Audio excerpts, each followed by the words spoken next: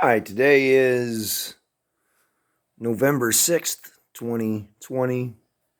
My name is Robert Emerson. There's 11:51 a.m.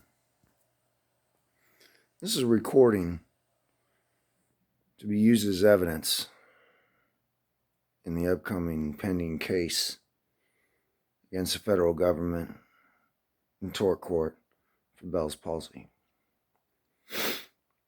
For the last year, I have been speaking with people on my computer, speaking to people through a website. I have been under the mistaken impression that has somehow been therapy for me through my PTSD, or for my PTSD, for my MST that I reported several years ago to the VA during a point of homelessness where I was broken. Since then, I've been in communication with these people on these websites. I went to Ukraine. I met a woman through this website, anastasiadate.com. I went to Ukraine. I met her 3 different times. I went on 3 different trips to Ukraine. We had probably about 30 dates. There was no hand-holding, no kissing, no sex, none of that.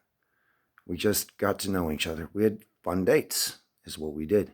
At the end of our experience, she told me that she did not want touching and kissing in our relationship. And I told her that to me, that was not a marriage, that I could not participate in that kind of relationship. And I ended up leaving Ukraine feeling very disheartened. When I returned, I broke up with her. I became homeless. And that's where my journey began with the VA about a year after that. Since then, I have met other people on that same website. I met a girl named Valeria. I met another girl named Anastasia, who was the partner of Valeria. I met a girl named Zoriana on a different website. After that experience, which went bad, I met a girl named Zoriana on a different website. And she ended up bringing me back to this website, saying after we had written 800 letters to each other, saying that her website details had been hacked and that she needed to use this other website, which was the website that I had originally used. And since then, I ended up breaking up with that girlfriend. I broke up with that girlfriend because she violated her integrity and broke one of our agreements. And the reason for me staying on the website after that was, as I was told by the messages, that they could hear me, that they could, through the website, that they could see me, that they knew what I was doing.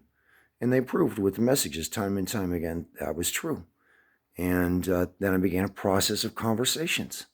But there were conversations that were sideways conversations, and there were conversations that were mixed with a lot of negativity and triggering. So over the last year, I've been triggered repeatedly. So in one way, this has helped me to process my emotions, to be able to get through this. Other times, it's placed me in a great deal of danger. Today is one of those days, today and yesterday is one of those days where I'm in a great deal of danger. Yesterday, I made very clear mention to the people on the website that I was having a tingling along the bottom in this nerve right here. I've made a request for exercise equipment from my physician so I could burn some of the weight because I feel like that Bell's palsy is coming back. This is the side that was affected last time. This was the side that was affected originally. So now you can see from the process of how I'm speaking that I have more inflection on this one side of my face than I do over on this other. That is a result of the Bell's palsy. The Bell's palsy condition that I had was on this side of my face just recently, but now it's over here. I made a point of mentioning that was occurring. So the conversation quieted. And there was less of a conversation. Our conversation resumed. And just this morning, I was told